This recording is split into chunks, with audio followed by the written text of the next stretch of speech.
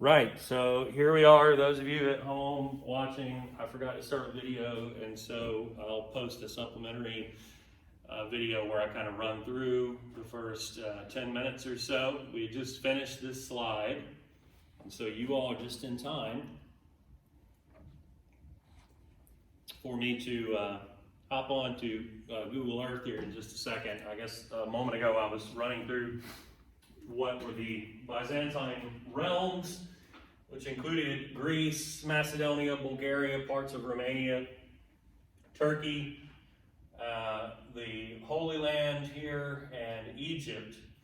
And then they took Carthage and some of North Africa from the Vandals, parts of the Iberian Peninsula from the Visigoths, Italy from the Ostrogoths, the Balkans here, but they lost all of that. All of that in the light brown was within 200 years lost right back.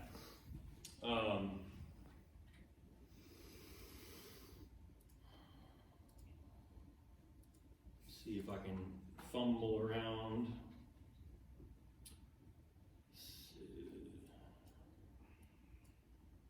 So, spoiler alert, everyone already knew this, but Constantinople is not Constantinople anymore.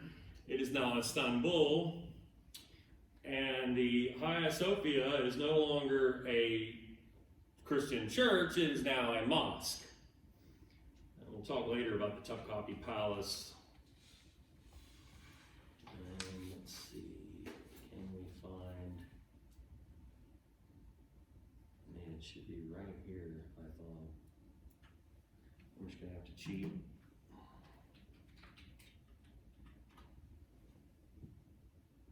Okay. There it is. Pretty awesome. See, now, it was too close. Yeah, we're right up underneath it.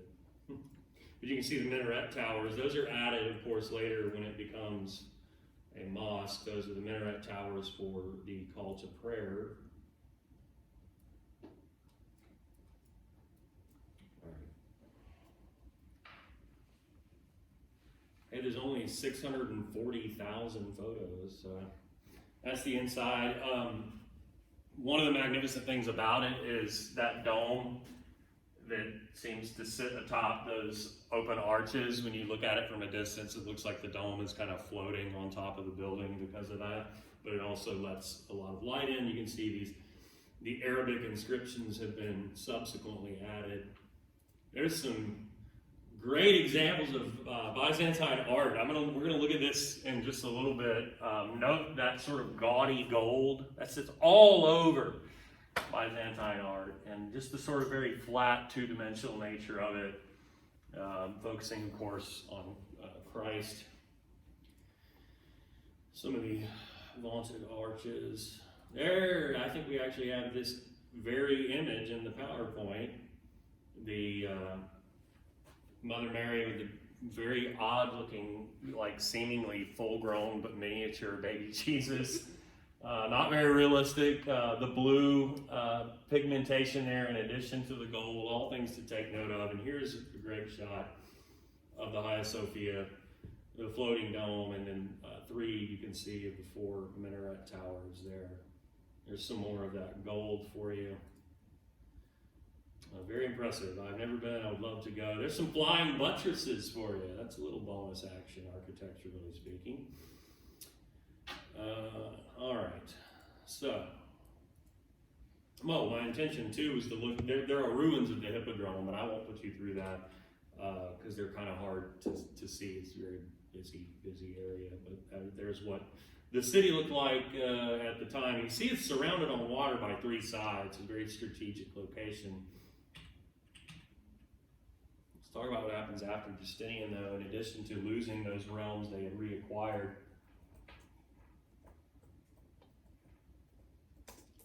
during his reign. 5 years after Justinian's death, Muhammad was born. And so it would be the task of subsequent emperors to deal with the rise to the south and the east of the Arab Muslims. This brand new threat on their southeastern frontier. At a time when they had also been facing, even farther to the east, conflict with the Sassanid Persians that I mentioned, with Slavs to the north and the east in Europe, and then finally then to these Arab Muslim armies. They lose a major battle to them in 636. Constantinople is besieged by Muslim armies in 674. Anybody Game of Thrones people? I'm gonna stop asking. They just see things that I think are like very recent and like interesting to young people, and I get nothing. There's a scene in one of the episodes where there's a great attempt to assault a coastal city, this massive naval force, and the folks protecting the city had this incendiary stuff that they could fire onto the ships, and they just like incinerate the fleet. This is very much a nod to historical events with this attempt to besiege Constantinople. They had what was determined to be a Greek fire, they called it, which is probably some sort of petroleum-like substance that would burn on water, would float and burn on water, and would subsequently burn this attacking fleet as they attempted to bombard the city. At the same time, though, the Byzantines are facing the threat of the Bulgars to the north. The Bulgars, from whence we get the name Bulgaria, which is now a nation state in that region of southeastern Europe, just above Greece. They had settled in the lower valley of the Danube River, which kind of flows right through the middle of Central Europe from west to east, emptying out into the Black Sea that you see there above Asia Minor.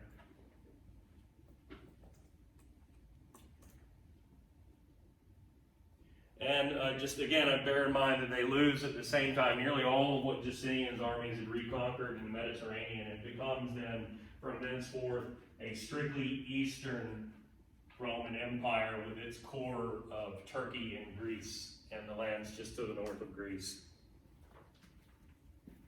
And it becomes, as I said, culturally, linguistically, a Greek empire, increasingly estranged from the emerging Germanic kingdoms to the west in all but trade.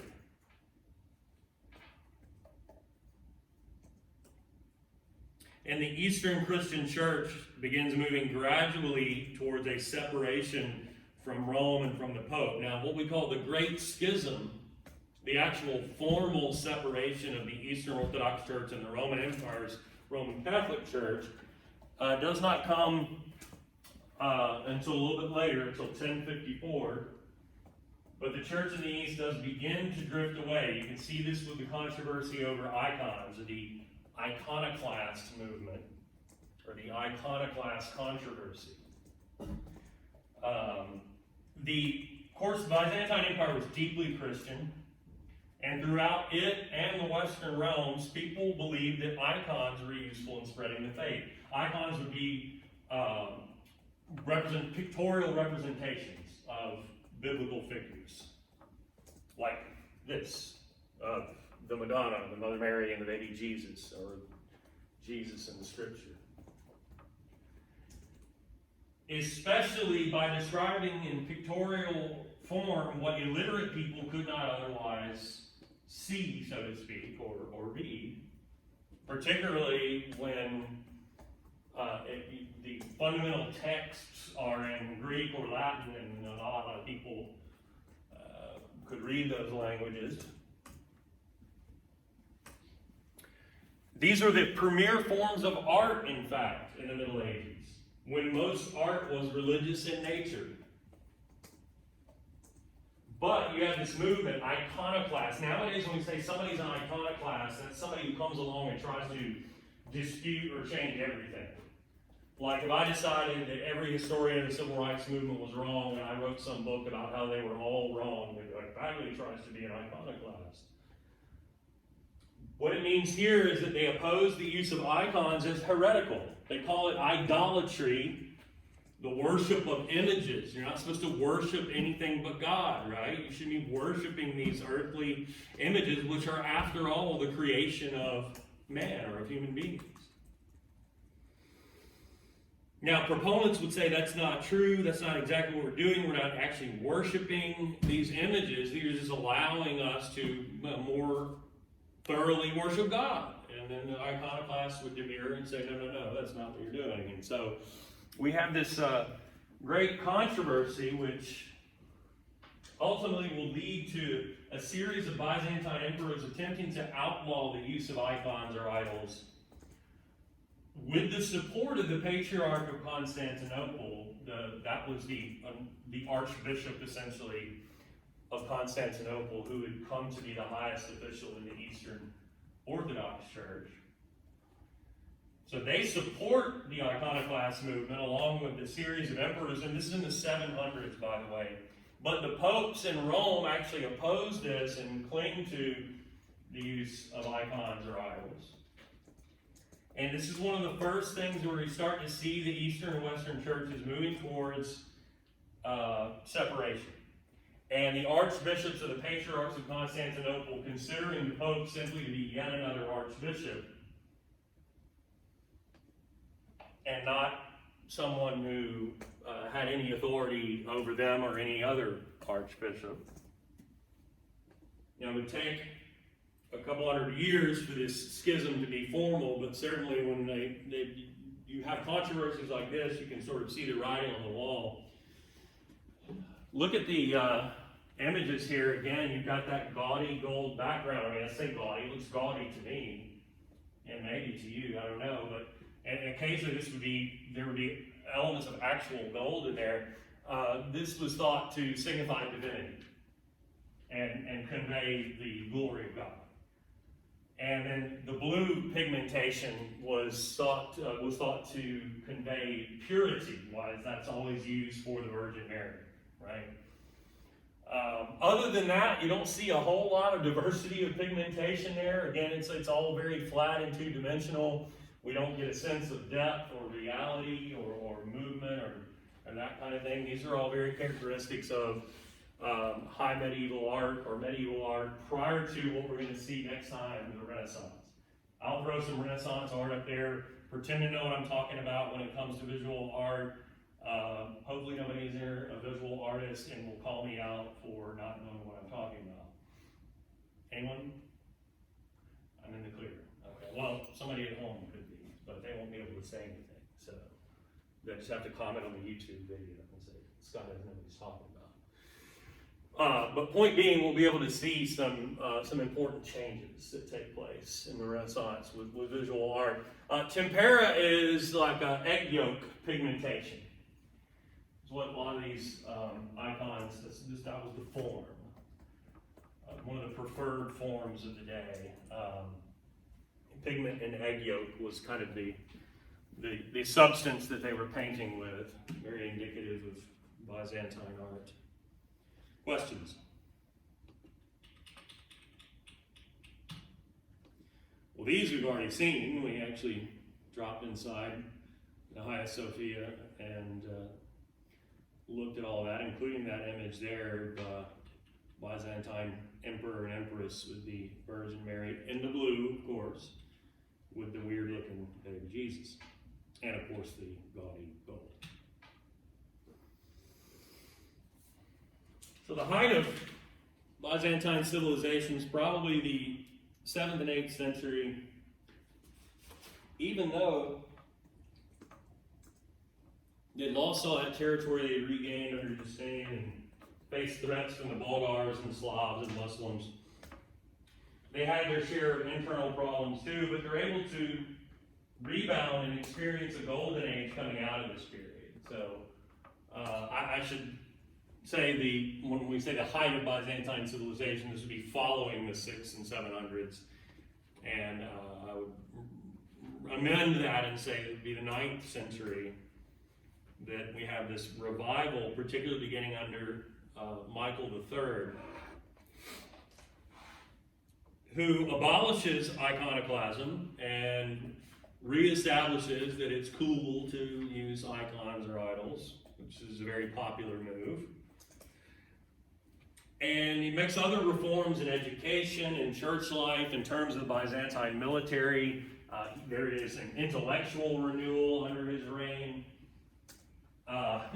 Also notable during his reign, the Patriarch of Constantinople, by that time an individual known as Photius, actually condemns the Pope, calls him a heretic, and excommunicates him. This begins what becomes a time-honored tradition of the Archbishop of Constantinople excommunicating the Pope, and the Pope in Rome excommunicating the Archbishop of Constantinople.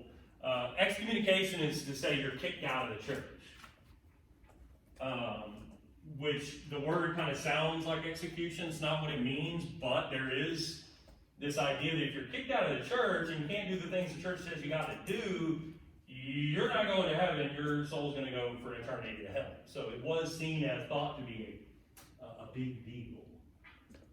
Of course, the Pope doesn't recognize the authority of the Archbishop of Constantinople, nor does the Patriarch or Archbishop of Constantinople recognize the authority of the Pope, and so they would not consider these actions to be valid. But just one more step towards the Great Schism.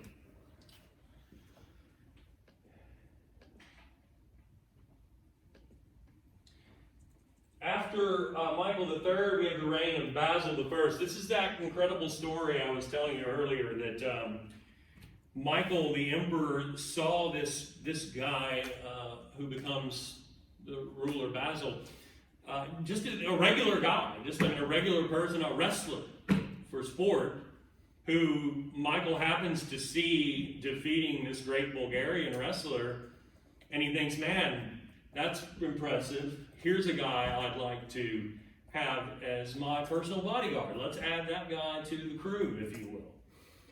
And over the years, as his personal bodyguard and essentially servant, he becomes very close to the Emperor Michael, who has him divorce his wife and marry Michael's favorite mistress. If things weren't weird enough, there's that. But it ultimately ends in Basil conspiring to have Michael killed and installing himself as the emperor. A great betrayal, perhaps. But a great betrayal that establishes the so-called Macedonian dynasty that would rule over Byzantium for 200 years of this golden age. Basil being succeeded by his son, who rules as Leo VI.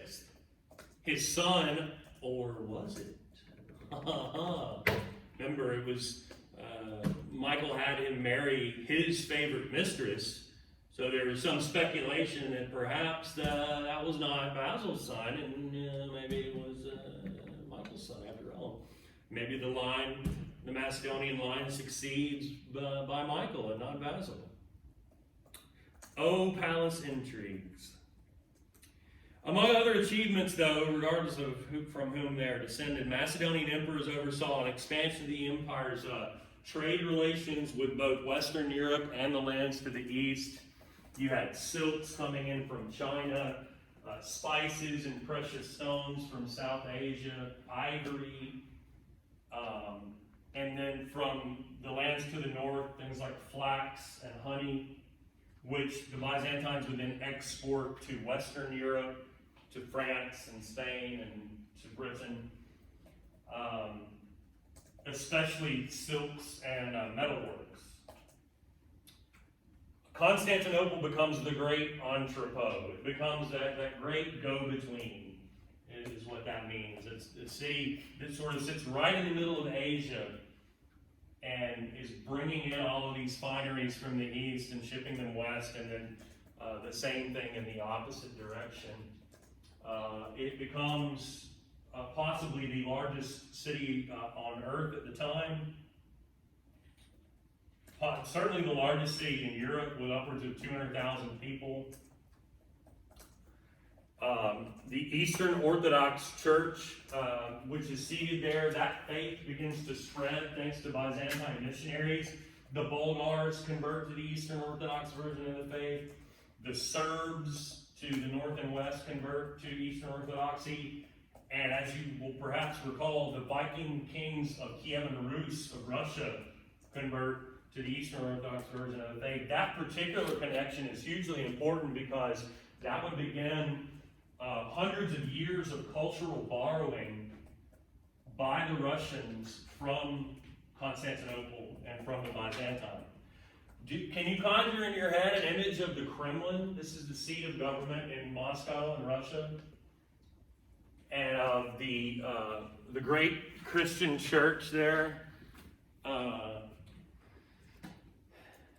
see what we can do. And we will fly from Constantinople across the Black Sea, as one might do, into the Slavic realms. And here is Moscow, the capital of Russia, into the center of things.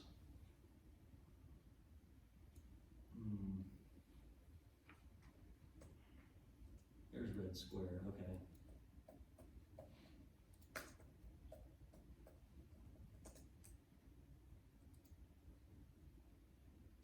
About that. So these are architectural forms borrowed from the Byzantines and from the Middle East. As you can kind of see, more pseudo-Gothic looking. That'd be more, there we go, how about that? Very impressive. That's the iconic view there. Anyway.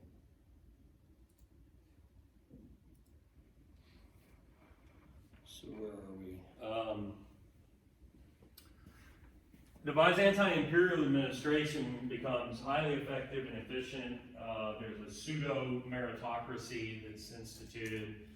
I say pseudo because it was kind of limited to members of the aristocracy, but at least within that, jobs doled out based upon knowledge and ability. The empire again expands with Basil II taking Bulgaria in 1014.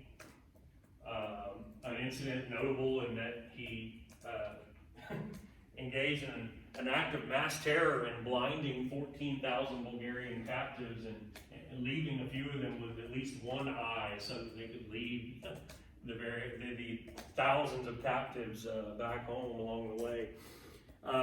During his rule, the Byzantines also added the island of Crete and the island of Cyprus out of the Mediterranean, strategic islands, small though they be, and defeating Muslim forces in Syria, making the empire the largest it had been since the 600s.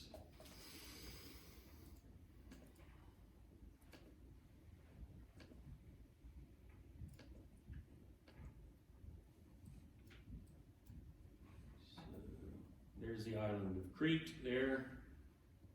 Talk about that and talk about Greece. And then here is Cyprus, which sits between the Levant and Turkey.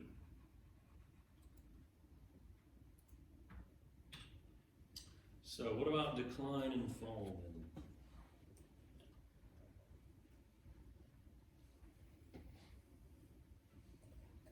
The Macedonian dynasty ends in 1056. And subsequent rulers let the empire decline, albeit pretty slowly, a process that occurs over a sort of long and lurching 400 years or so. Among the issues is that aristocratic families were buying the loyalty of landowners in Anatolia by allowing them more control over their peasants, something that the Macedonian rulers had expressly avoided because peasants form the core of the Byzantine army. And the army then begins to decline, and peasant warriors are over time replaced with unreliable mercenaries. And then you have the actual formal schism between the Eastern and Western Church, which reached a head in actually 2 years before the death of the Macedonian dynasty in 1054. The Byzantines insist that they will not accept the Pope at the time. It was Leo IX, you don't need to know that, but proclaims that he is the sole head of the church, East and West. The Patriarch of Constantinople and the Emperor at the time refuse to accept that. They excommunicate him, he excommunicates the Patriarch, and the split occurs for good. And never to fully reconcile are the Roman Catholic and the Eastern Orthodox Christian churches. To the south, though, you have the rise of the Seljuk Turks, which we've talked about. By around the 900s, the Abbasid Caliphate collapses. You have the rise of the Shiite Fatimids in Egypt.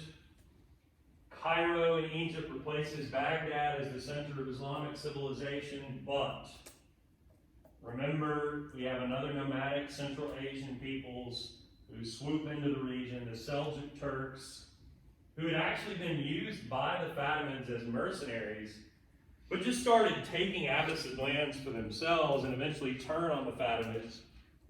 It was they who sacked Baghdad in 1055 and subsequently conquered the rest of the empire for themselves, and even then began chipping away at Christian Byzantine realms in Anatolia, especially after the Byzantines lose a major decisive battle in 1077 at Manzikert. That opens up all of Anatolia, the heart of Byzantine realms in the south, being picked apart by Seljuk Turk Muslim armies.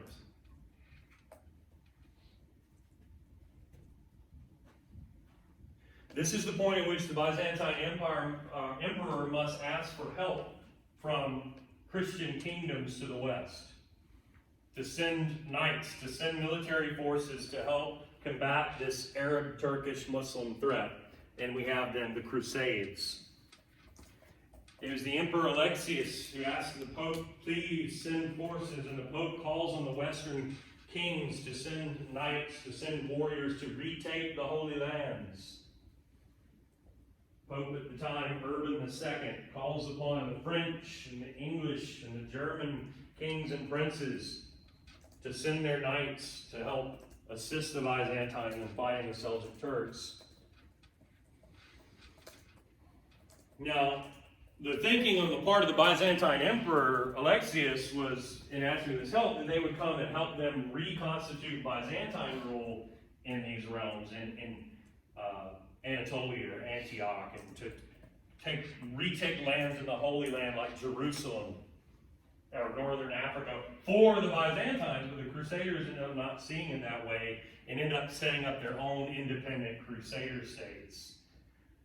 In what was one of the only successful crusades, there are numerous crusades that occur over many years, and the very first one is one of the only successful ones. Ahead of myself. Alexius is the Byzantine emperor who asked for assistance. Urban II is the pope at the time, who subsequently conveys that request to the kings and princes and knights of Western Christendom, who do indeed send warriors to reconquer some of these holy lands, including for a brief time Jerusalem, the great holy city of Christendom, but also the holy city of Judaism and Islam too, all three of the Abrahamic religions.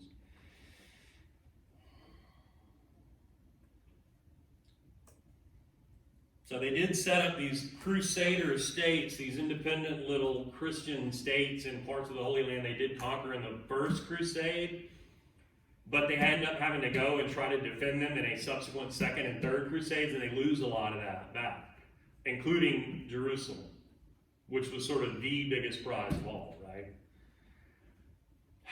And so then we have the Fourth Crusade, which is, as you can see, a total shit show. I couldn't help myself. I had too much detail on these slides, and I ended up deleting a lot of stuff. And I thought, well, I have to say something about the nature of the Fourth Crusade on here. And I thought, that pretty much covers it. So this crusade was actually organized by the Venetians, by the great merchant rulers of the city-state of Venice in northern Italy, who had kind of been butthurt, you might say. They were very angry about having been expelled at one point from Constantinople by the Byzantine rulers, and that maybe points to their motivations here once you see what actually is going to happen.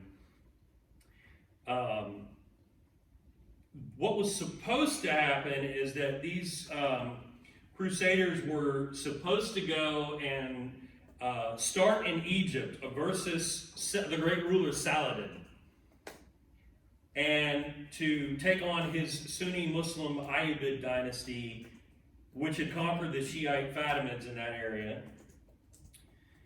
But instead, before they even got there, they very quickly run out of money and decided, here on the eastern shore of the sea of the Adriatic here is a Hungarian city, and yeah, these people are Christians, but what the hell. They end up besieging a city there in Hungarian realms and murdering a bunch of Christians and taking their shit just because they'd run out of money. And so it kind of goes off the rails from the very beginning. They then subsequently are wooed by a former emperor, a Byzantine emperor who had been overthrown. And he and his son petitioned this Crusader army that hasn't even made it to the Holy Land yet, not even to damn Anatolia yet. And they say, look, you guys are out of money. Forget what you did in Hungary. That was kind of crazy. The Pope ended up excommunicating you guys for that. But that's neither here nor there to us. You help us get put back on the throne as co-rulers, and we'll give you guys a ton of money, and you can continue on to Jerusalem or Egypt or wherever. And they end up trying then to march on the city of Constantinople and install these two as co-rulers. But there's an uprising of the people for these outsiders, Christian though they were, coming in and trying to install a previously deposed emperor and his son, who end up unable to pay these Crusaders the promised amount. And so the response is just to sack Constantinople. They just sacked and looted the city for whatever they could take, and murdered again a bunch of Christians in the process. So a crusade that was supposed to go and target Egypt or Jerusalem or whatever has now sacked not one, but two Christian cities, including the great Constantinople itself, which briefly, along with a lot of the other Byzantine realms, is under Western Crusader occupation. The Byzantines do eventually take it back. But this is sort of the beginning of the end, you would probably say, for the Byzantine Empire as it had been. The humiliation of having this Crusader army occupy the city, loot and sack the city, even though you got it back, it's sort of after the Restoration, this final era is one of where you would say that the Byzantine Empire was dying, though not just quite yet dead. It sort of remain, the very core of it would remain, as in Constantinople itself and the immediately surrounding lands, would remain a viable entity at least until the 15th century, until the 1400s.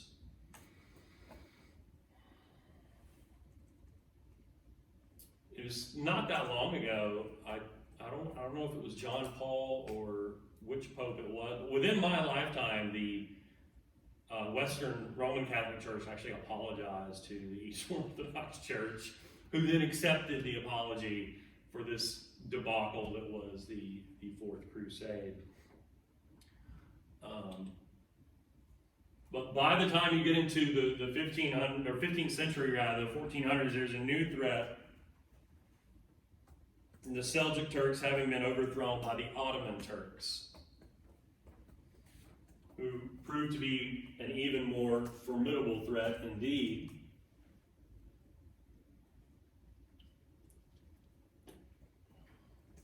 Who understood that by that time, as it sort of falls in upon itself, becomes more insular and secluded, the Byzantine Empire understood that the defense of the city of Constantinople itself was of the utmost importance, and it had become probably the most heavily fortified city on earth, maybe ever up to that time. Still surrounded on water by three sides, but also surrounded by 30-foot thick and very, very high walls. Impenetrable walls and multiple layers of it. And so the Ottoman sultans, the great warrior kings or emperors, if you will, determined that it was perhaps foolhardy to attempt to take the city itself. So all they did is just start chipping away all around it. Such that by the mid-15th century, pretty much the city of Constantinople itself was the Byzantine Empire. That was all that was left. And it would not be until Mehmet, the Sultan, Mehmet, who becomes known to history as the Conqueror, Mehmet II, decides to set his sights on the city itself, commissioning for the siege and assault the building of the greatest cannons the world had ever seen. The Ottomans among the first masters of gunpowder weapons. Gunpowder they had come into from the east and build an army of infantry armed with proto-firearms, precursors to early muskets. As opposed to building an army around, say, cavalry or around pikemen or archers or whatever. The core of their army were gunpowder weapon infantry. And then, of course, they do master the use of these gigantic cannons, designed specifically to be able to breach the walls of Constantinople. Along with a pretty formidable naval presence, too, which would be necessary for a city that is surrounded on three sides by water. Obviously, if he's known to history as the conqueror, you can probably guess that Mehmet was successful in taking that city in 1453, and it remains in Muslim hands ever since. It is rechristened Istanbul. The great Hagia Sophia becomes not a Christian church, but a mosque, and in fact a model for other such mosques throughout Ottoman realms. The Ottoman rulers moved their capital to that city. They built an incredible palace there in the city for the sultans or the caliphs of their empire. The sultan, any ruler of the Ottoman Empire was carried a couple of titles, Sultan and Caliph. As you will recall, Caliph means defender of the faith, and the Sultan is the leader of the army. So they are both spiritual leaders, religious leaders, and warrior kings, if you will, actually leading the army out into the field of battle. We'll talk about subsequent great rulers in here, I think, in a final lecture, but Mehmet is the one who finally captures the great prize in Constantinople. And you have the building then of the four minaret towers for the call to prayer that now characterize the Hagia Sophia as it is. Let's see if we can find the Topkapi Palace or the Sillimania Mosque.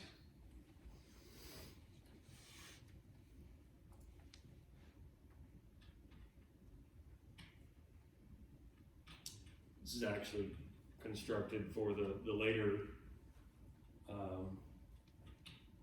ruler Suleiman the Magnificent. See the palace there with Hagia Sophia in the background. Remnants of the city walls along the coastline.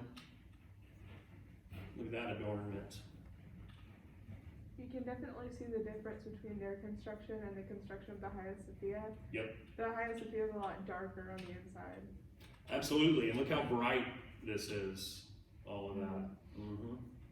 These much lighter colors. Absolutely, light and vibrant, and very elaborate, right? All of that elaborate. All that less gold. Yes, right. Let's see if we can find the Sillimania. Spelled it wrong.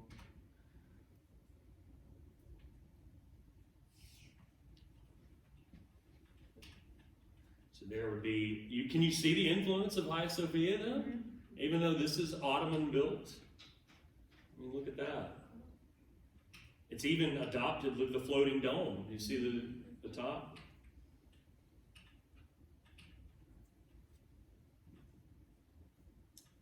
Pretty impressive stuff. That blue is That just Persian beautiful. blue, right? How beautiful is that? So, from beautiful Persian blue and lovely mosques to the Black Death. You got to set up our video now.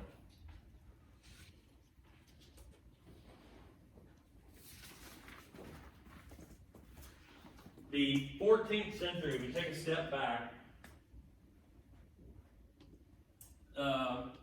you will often see referred to, you often hear historians refer to the crisis or the crises of the 14th century or the 1300s, not the least of which was the Black Death, which was a catastrophic pandemic, an outbreak of the Bubonic Plague that decimated the population of Europe during this time.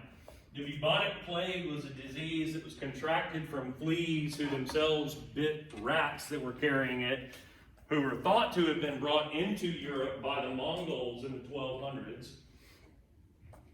This is a disease that kills your cells, it eats away at your flesh. The bubonic version of it in particular will swell your lymph nodes to where they become like gigantic, like almost pimples, ready to burst, that are incredibly painful. And it kills you pretty effectively and pretty quickly. It is not actually the worst form of plague, but it is not good. Particularly at a time before they had any conception of modern medicine. And their best thought of what to do was to have the old plague doctor come around with his beak full of herbs and spices and his cloak on and his glove. I guess the gloves are actually a reasonably thoughtful choice, but you know, when everybody in the city is dying and there are literally dead bodies strewn about the street, and you have no concept of the germ theory of disease, can't spell, wow. This guy is your best hope, you're in trouble. This is not the guy you want to see coming. And the most effective part of it for me is the stick, because like, you know, he's walking through the streets of the city that's been decimated and there are dying people everywhere, but he's going to attend to some wealthy person. And so you have the stick to like beat away the dying plague people as you walk through the street. So, you know, in practical terms, there were some sensible aspects to this, I guess. But the plague wipes out anywhere between, like, basement estimate would be like 30%, highest estimate would be like upwards of 60% of the entire population of Europe. So as deadly as this pandemic we are living in has been, I mean, historically speaking, it has been a lot worse.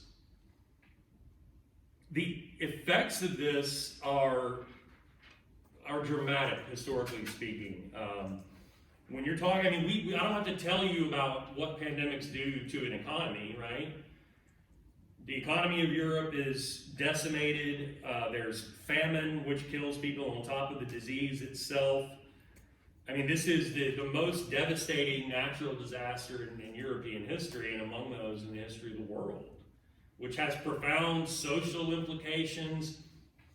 Think about when people are killed at all levels of society. I mean, as we know, diseases don't discriminate, whether you're poor, rich, or otherwise.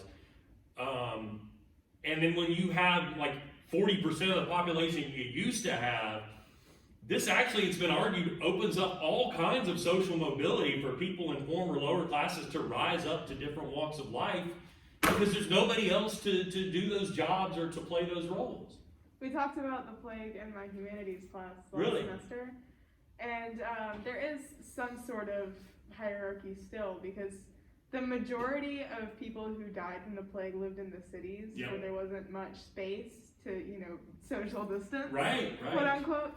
But the people who had more money had country homes, and they could escape it at least for a little bit. That's true. That's a fair point. So there is some, I mean, when we say the disease itself doesn't discriminate, certainly circumstances would mitigate to the benefit of wealthier folks who could sort of escape and kind of wall themselves off in some sort of estate. That's true. And that's still relevant now with COVID. Absolutely. Like people who are homeless can't shelter in place. Right. They don't have a shelter. Or you think about people who are incarcerated, for example, right? That's a very, very good point. So there's all these parallels now that we can consider. Whose class was that? Was that Rawls? It was Dr. Bird. Oh, cool. I'll have to ask her about how she teaches that. So yeah, profound social implications, profound political implications, in addition, of course, to a very terrible human toll. And then there is also the 100 Years' War, which, needless to say, lasted longer than the 7 Years' War. This is a devastating conflict between France and England that stems from English claims to parts of northern France. The English ruler Henry II had at one point married a woman named Eleanor of Aquitaine, who had claim to some lands in Gascony, which then Henry claims and which subsequent English kings will claim as well, including the English king Edward III, who holds a title of Duke of Gascony. But the French king, Philip VI, sees fit to seize those lands and demand that Edward swear fealty to him if he were to get them back. Edward refuses to do this. He declares war instead. And we have a war that will drag on throughout the 14th century, pitting a French army built around heavy cavalry against an English army that used infantry, pikemen, and archers, and whose archers were by then using longbows, which were a lot more accurate and a lot more deadly than in any previous weapons wielded by archers up to that point. And in early decisive battles, particularly at Crusade, the English decimate the approaching French cavalry, particularly with waves of fire from these longbowmen. And the French lose another major battle at Agincourt in 1415. And so, for a time, it looks like the 100 Years' War is tilting in favor of the English because of the decisive use of these longbowmen. At one point in time, I had thought, apparently this is apocryphal, but it had been said, at least. You guys know, we flip somebody off like this, right? Well, you know how they do it in England? Just like that. That's their bird. There was a tale told that it stemmed from the French thought they were going to run roughshod over the English army, and then at Crusade, these longbowmen, it's a decisive action, and it was said that they would do this to the French because that's how you pulled your bow back. It's been debunked. Like there's no way any human being can pull back that longbow with just two fingers. I mean, at least three, because of the strength that it would take. So what I thought was a fun, cool story turns out to be BS. But you can see that I've decided to tell it anyway. That's just how I am. So it sounded like it was going good for the English, yeah, but there is a revival, particularly after the French Dauphin Charles puts his trust in a young warrior peasant woman who thought that God had commanded her to help free the French from English rule, Joan d'Arc. Joan of Arc inspires the French army to retake Agincourt, to turn the tide of the war in France's favor. War that they will win by 1453, just 1 year before, far to the east, the fall of Constantinople to the advancing Ottomans. Unfortunately for Joan of Arc, she was captured in the process and turned over by the English to the Roman Catholic Inquisition there, which has her burned at the stake for the heresy of witchcraft and for dressing like a man.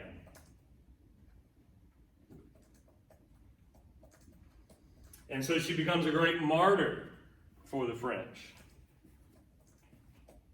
And perhaps for women generally speaking. I should say that it's perhaps not coincidental that you have the decisive actions in the 100 Years' War at around the same time of the sacking of Constantinople, partly the French are able to turn the tide through their adoption and use of gunpowder weapons. So in the 15th century, gunpowder turns out to be a decisive factor in warfare on both sides of the continent.